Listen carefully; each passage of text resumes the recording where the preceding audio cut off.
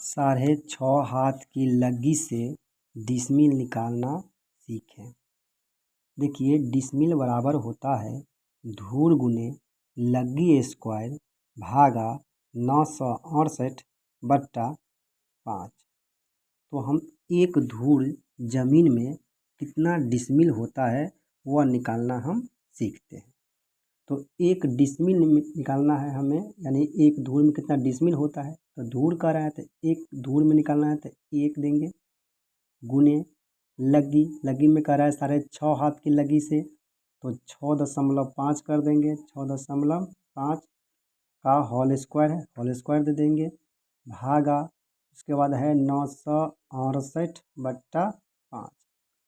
अब हम क्या करते हैं तो यहाँ पे लिखते हैं 1 गुने 6.5 का वर्ग पूछ रहा है, यहाँ पे दे रखा है। तो 6.5 का जब हम वर्ग करते हैं तो हमें निकल के आता है 42.25।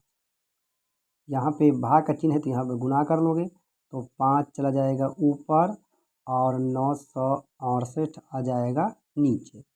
अब हम क्या करते हैं ऊपर तीनों को हम गुना करते हैं, यानी 1 गुने 4.2.25 गुने 5/968। अब हम क्या करते हैं ऊपर वाला को गुना करते हैं।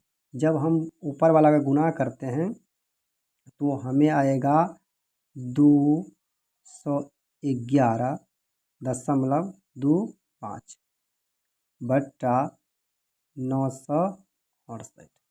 जब इसको हम भाग करते हैं तो भाग करके हमें लगभग आएगा 0.218। दशमलव के और कुछ अंक आएगा परंतु दशमलव के 3 अंक तक रखना है। तो एक धूर में 0.218 डिसमिल आया। इसी प्रकार से हम देखते हैं दो धूर जमीन में कितना डिसमिल जमीन होता है। तो हम यहाँ पे निकाल के रखे हैं। जैसे यहाँ पे हम दिए हैं कि यहाँ पे एक धूर जमीन में 0.218 डिसमिल जमीन हुआ। दो धूर में 0.436।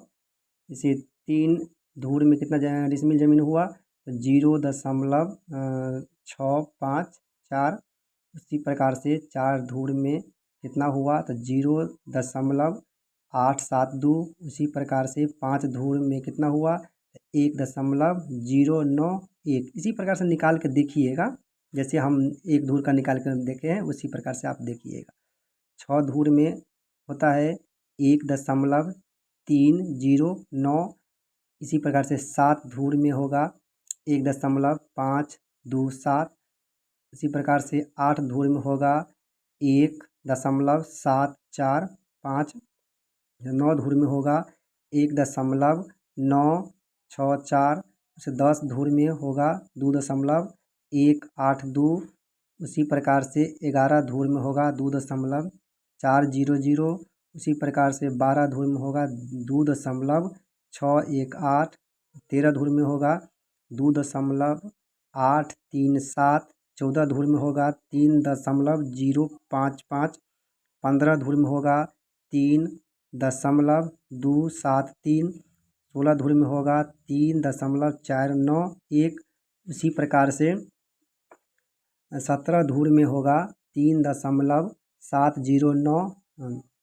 उसी प्रकार से 18 धूर में होगा 3.928।